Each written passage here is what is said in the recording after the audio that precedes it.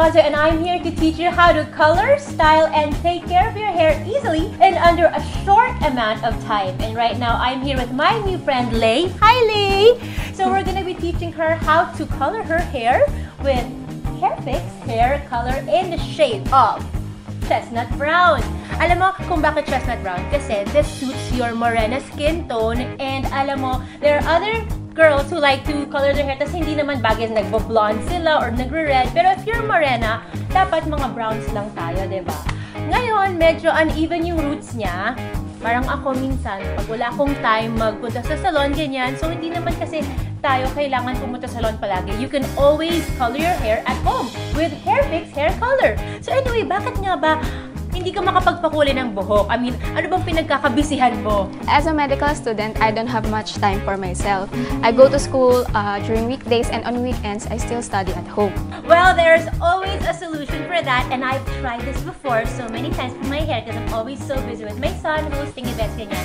And I'm gonna be teaching you how to color your hair quickly. So right now, we have chestnut brown, which I said matches your morena skin. It's gonna look great on you. So all you have to do is slightly wet your hair. Now your hair is slightly wet, pwede na tayo mag-start. So all you have to do is cut the Hairfix coloring shampoo in the corner. Next, para hindi madumihan ang kamay mo for a mess-free application, wear the gloves that comes in the packet. Squeeze the content of the Hairfix hair coloring shampoo on your palm and mix it. And then, apply it on your hair from roots, as in parang siyang shampoo niyan, roots to tips hanggang sa dulo until it creates bubbles. Ayan, nalagay na ni Lay ang Hairfix hair coloring shampoo sa kanyang buhok. So we're gonna be waiting for 20 to 25 minutes for the color to set sa hair.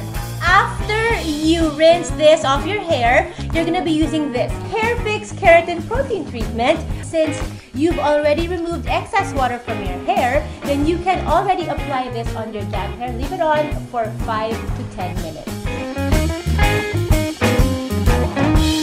Oh my gosh, it looks so good! So how do you like it? I really love it. Now I can slay like Say. Bongga! Slay like Say!